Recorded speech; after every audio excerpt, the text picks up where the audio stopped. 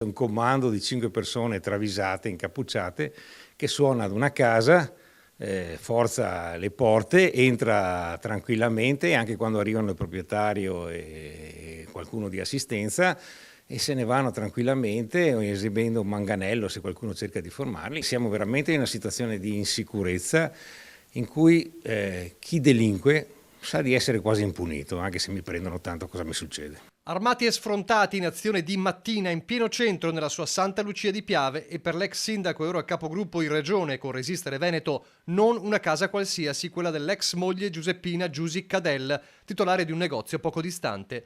Nella Marca i ladri non si fermano di fronte a nulla, tanto da agire indisturbati alle 9 del mattino. Sono in 5, uno di questi in auto ad attenderli. Passamontagna sul capo, accento straniero, suonano alla porta, non curanti della presenza della domestica che, allarmata, esce dal retro per avvertire la padrona di casa poco distante. Questo però non ferma i banditi. Nel frattempo loro hanno forzato con piede di porco sia cancello che porte e hanno rovistato nelle camere. Mettono a soqquadro la villetta, portano via quello che possono in pochi minuti, soprattutto gioielli. E quando l'ex moglie di Shumsky arriva sul posto con un operaio, quasi non fanno una piega, anzi si rendono minacciosi. Hanno tirato fuori un manganello, ma tranquillamente senza correre sono scappati. La vittima del furto fa appena in tempo a scattare una foto dell'auto dei banditi mentre allerta i carabinieri, che indagano. Dico 5 persone.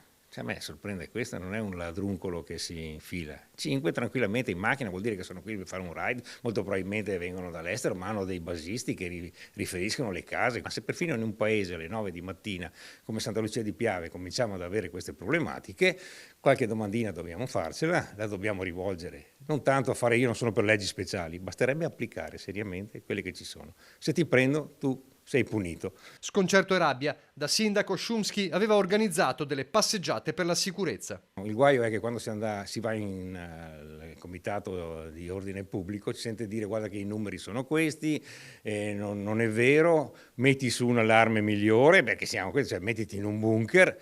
Non sono queste le risposte, io so cosa le forze dell'ordine fanno, quanto sottorganico siano, quanta burocrazia abbiano a che fare.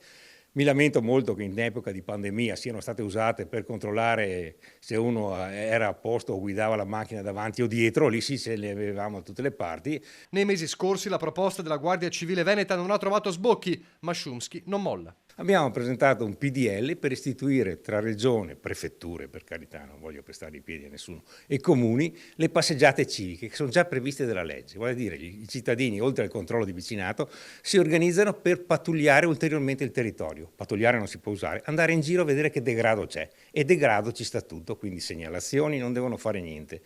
Segnalazioni alle forze dell'ordine, comunicare se sono macchine sospette.